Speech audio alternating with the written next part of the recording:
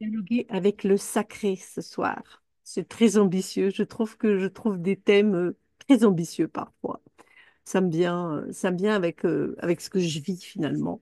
Ouais, je prépare des thèmes à l'avance. Parfois, c'est vos questions. Parfois, c'est les échanges que j'ai avec des clients, avec des personnes. Et puis, voilà, je les note et, euh, euh, et puis je choisis le matin en général ou la veille au soir de quoi je vais parler. Parfois, je choisis une semaine à l'avance, mais c'est rare en fait. J'ai ma liste et puis au fur et à mesure, je choisis.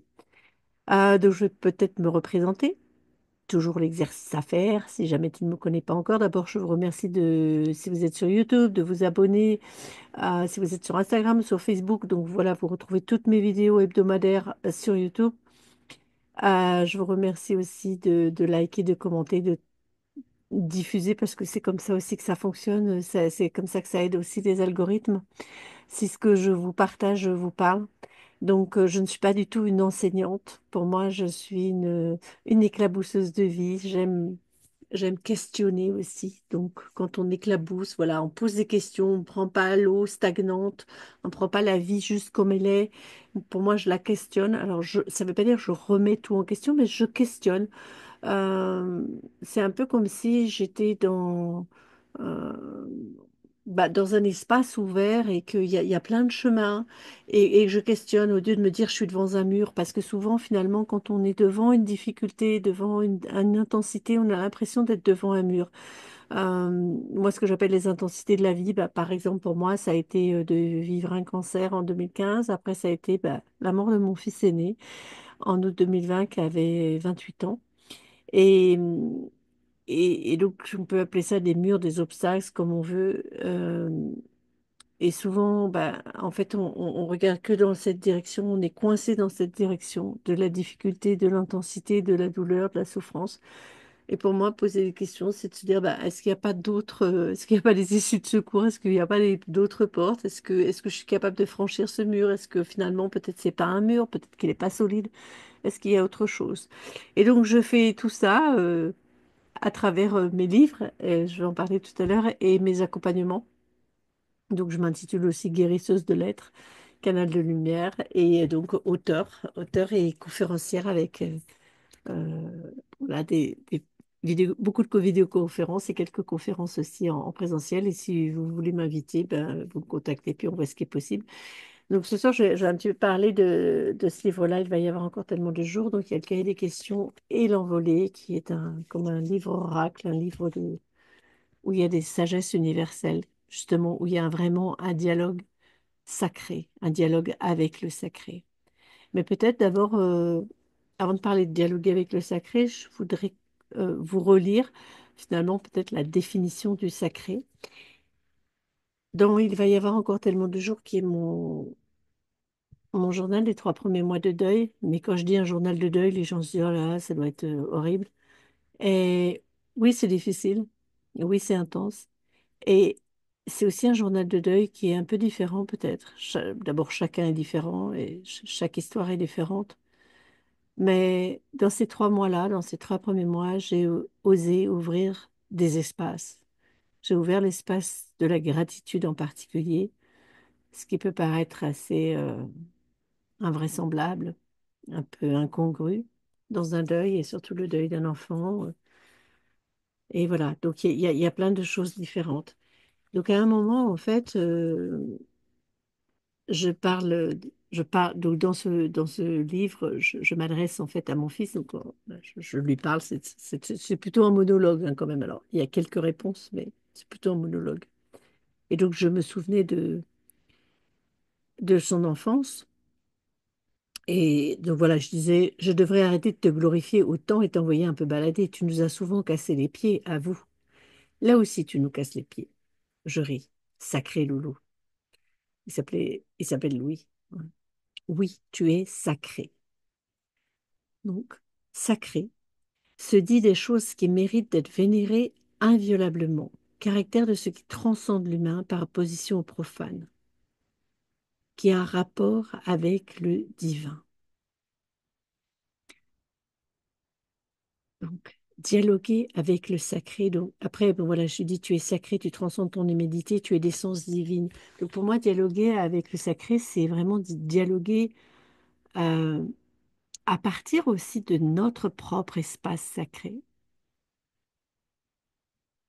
C'est pas, nous, on est des humains et on n'est pas, voilà, sacrés. Et on va dialoguer avec quelque chose qui est loin de nous, qui est un espace sacré ou qui est quelqu'un qui est sacré. Non, en fait, pour moi, c'est dialoguer avec le sacré, c'est presque dialoguer dans le sacré. C'est dialoguer à partir, dans et à travers cet espace sacré, donc, qui est d'essence divine. Quelque chose de vraiment, euh, quand on parle de quelque chose qui est sacré, on parle de quelque chose, oui, qui, qui a cette marque divine aussi, mais aussi quelque chose qui est extrêmement, peut-être précieux, qui est plus pur, qui n'est pas profane, qui n'a pas été abîmé peut-être. Donc c'est peut-être cette essence sacrée que nous avons, c'est peut-être notre origine, notre, notre nous originel, pas alors original si on veut, mais surtout originel. Donc c'est cet espace sacré originel.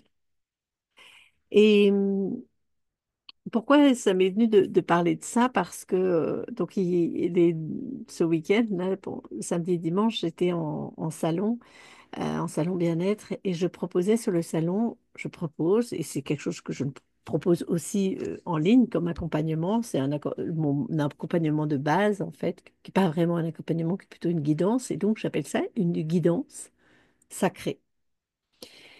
Et c'est vrai que sur le salon, il y a beaucoup de gens qui me disent, mais je comprends pas, qu'est-ce que c'est, qu'est-ce que ça veut dire?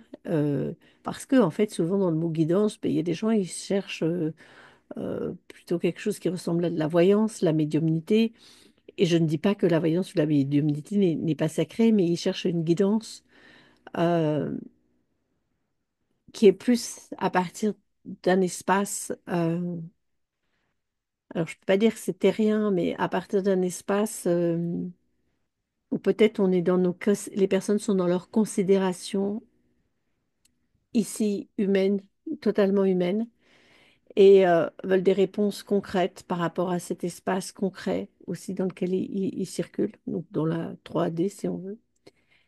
Et par rapport à ça, je ne propose pas je ne propose pas de guidance, je ne propose pas d'accompagnement comme peuvent le faire certains médiums ou certains voyants, où ils vont avoir des choses qui vont être très concrètes, qui ils vont avoir voilà, des noms de personnes, ils vont avoir des dieux, des choses comme ça. Et moi, c'est pas ce que je pratique. Ouais, c'est différent. Et donc, j'ai appelé ça des guidances sacrées parce que pour moi, le contact qui s'est établi, et quand je dis que je suis canal de lumière et que je m'intitule pas médium, c'est la même chose. C'est parce qu'en fait, oui, je peux avoir ce que j'appelle des informations qui peuvent ressembler à ce que beaucoup de médiums peuvent capter. Et en fait, souvent, ce qui se passe, c'est ce que j'ai partagé dans mon livre L'Envolée, en fait, les messages que j'ai. Donc, on peut dire oui, c'est un dialogue avec mon fils envolé, mais c'est en fait un dialogue avec son essence divine. C'est un dialogue à partir de cette essence, cet espace sacré.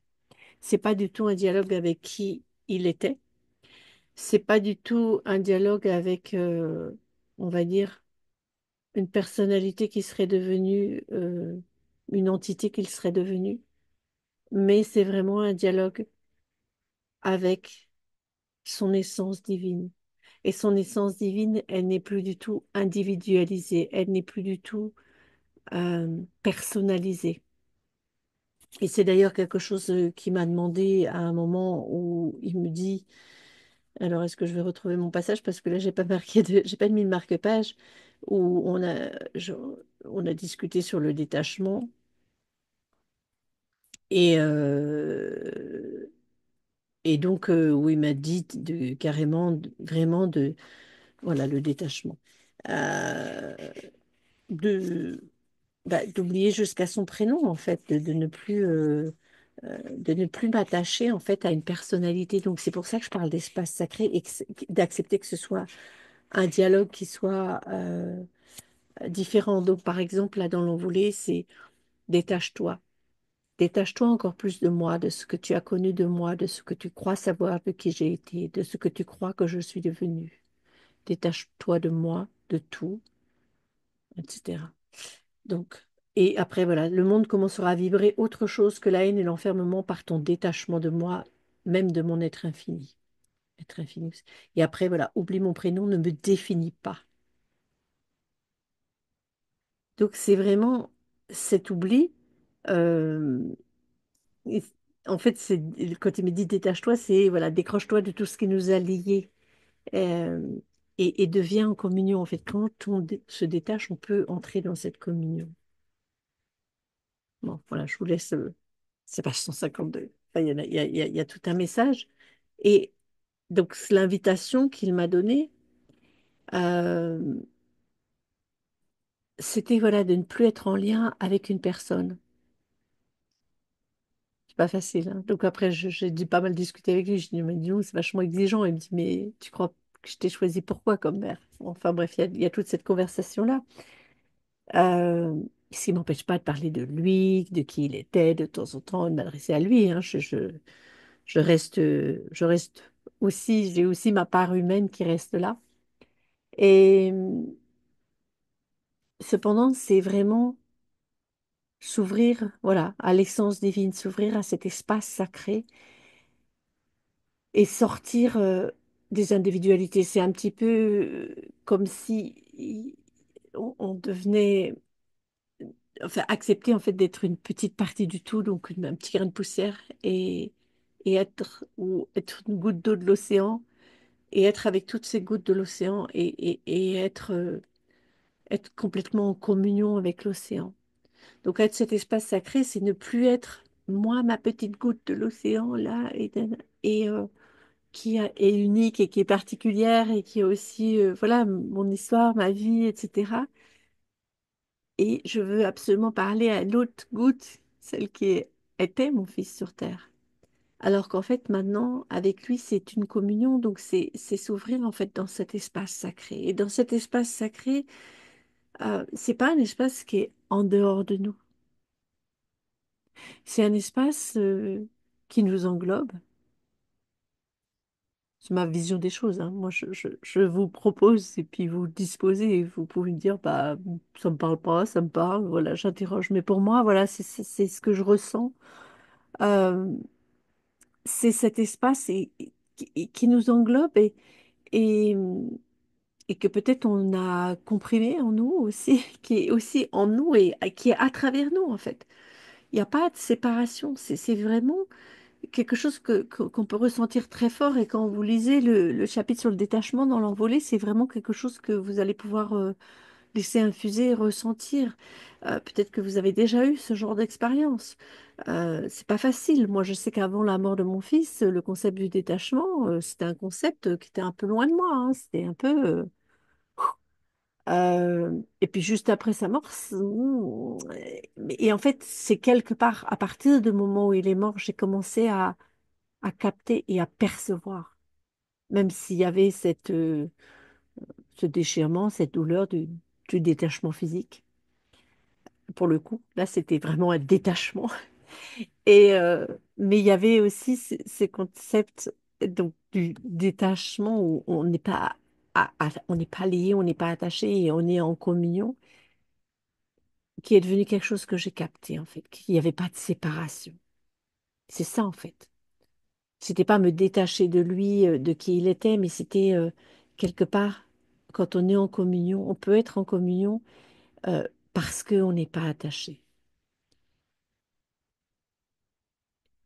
Comme les gouttes d'eau, elles sont pas attachées entre elles. Les grains de poussière, ils sont pas attachés entre elles. Les cellules, elles sont pas attachées entre elles. Elles sont, c'est comme une densification. Elles sont toutes les unes à côté des autres. Donc cet espace sacré. Alors il y en a qui vont appeler ça peut-être mon âme. Il y en a qui vont peut-être appeler ça mon cœur, mon espace intérieur. Mais pour moi, c'est vraiment, j'aime bien la définition du dictionnaire, voilà, qui dit euh, quelque chose qui n'a pas été profané. cette essence originelle de nous, cet espace sacré qui, malgré tout ce qu'on a pu vivre, n'a pas été piétiné ni abîmé, même si au-dessus ça a pu être très abîmé. Et ça me fait penser à un chant gospel que j'avais appris à chanter, donc c'était le chant d'esclaves nord-américains, et qui chantait Oh Freedom. Before I be a slave, I'll be buried in my grave and go home to the Lord. Donc, oh, freedom, c'est oh, liberté, avant que je sois un esclave. Donc, c'était le chant qui chantait sur ah, les exploitations de coton, là, dans les champs de coton. Euh, donc, avant que je sois un esclave, en fait, je serai enterrée dans ma tombe et je retournerai à la maison. Chez, chez, chez mon Seigneur, chez Dieu, quoi. Euh, donc, même s'il était en train d'en suer et de recevoir des coups de fouet dans les champs de coton, il gardait sa liberté. Donc, il gardait. J'adore ce chant parce que c'est pour dire que peu importe ce que je suis en train de vivre et ce que je suis en train de souffrir, et même si en apparence, sur Terre, en tant qu'humain, euh, je suis devenu je suis un esclave, je suis dans cette situation d'esclavage. euh, En fait, mon moi sacré, mon, mon essence originelle, mon essence sacrée, elle est pas esclave. Elle est pas esclave. Et je reste libre. Donc, c'est aller retrouver cet espace-là. Et peu importe ce qu'on a pu vivre, ce qu'on a pu souffrir, ce qu'on a pu endurer, etc., peu importe la situation aussi autour de nous, extérieure, c'est retrouver ça. Et dans cet espace-là, c'est vraiment dialoguer dans cet espace. Et c'est aller demander à cet espace sacré, en fait, euh, voilà, échanger, recevoir. En fait, qu'est-ce que j'ai à recevoir? Qu'est-ce que tu as à me dire, en fait? Et c'est aussi considéré, donc, au lieu de, c'est pareil, donc, pourquoi ça m'est venu? Parce que les gens me demandent, mais est-ce que vous faites du contact défunt? Parce qu'en fait, c'est ce que souvent beaucoup de gens recherchent et je le comprends complètement, hein. Euh, Ce qui se passe avec mon fils, les gens me disent, ah ben oui, ben vous le contactez. Mais en fait, c'est pas vraiment un contact défunt parce que je ne m'adresse plus du tout à sa personnalité, à son individualité, à qui il a été. Je, m- je dialogue avec, avec le sacré, en fait, avec son essence sacrée. Et c'est complètement différent. Enfin, pour moi, c'est différent. Euh, c'est différent. Et ça peut être déroutant parce que c'est pas toujours très concret, même si en fait, ça va être très lumineux et ça va guider et ça va être très précis parfois. Ça peut être déroutant. Et je le conçois. Et bah, parfois, on a envie des choses beaucoup plus pragmatiques. Et moi, d'ailleurs, souvent, bah, dans les messages, là, dans l'envolée, je dis non, mais je vais te gaspiller, mais en pratique, ça donne quoi? Et ah ben oui, voilà. Il y a un passage que j'avais mis où je lui demande en pratique, c'est comment? Et il me dit, mais tu arrêtes avec ton truc en pratique. Est-ce que j'ai mon marque-page ou pas? Je regarde une fois, mais je crois que je l'ai perdu. Donc c'est ça en fait, c'est accepter aussi ce décalage, euh, voilà, que nous, on a envie de choses très pragmatiques et en fait c'est plutôt d'entrer dans nous, dans notre espace sacré. Et vous devez le ressentir. Alors il y a des gens qui disent peut-être être alignés, se sentir centré ou des choses comme ça, mais quand on est dans son espace sacré, quand on vibre de cet espace divin, cet espace sacré, les choses se mettent en place, les choses deviennent beaucoup plus claires. Et, et ça vient, et parfois c'est déroutant en même temps, et c'est pas quelque chose euh, qui est complètement, c'est jamais complètement acquis, parce qu'on est aussi dans cette vie terrestre, et en même temps, c'est vivre cette vie terrestre à partir de cet espace. Donc, aller vibrer cet espace de plus en plus souvent. Et là, le dialogue se fait, là, le dialogue se met en place, et le dialogue, il passe pas du tout forcément par des mots. moi, c'est ce qui se passe pour moi, mais quand je suis en train d'écrire, mais je suis pas tout le temps en train d'écrire. Parfois, comme ce matin, je marche, j'épluche des carottes, après, j'écris d'autres choses, j'ai un rendez-vous, voilà, il se passe, j'ai d'autres interactions. euh, et dans ces moments-là, on peut aussi être dans l'espace sacré. C'est pas séparé. C'est ça, en fait. Rien n'est séparé. Et ça paraît des mots, ça paraît facile comme ça, mais plus on y arrive,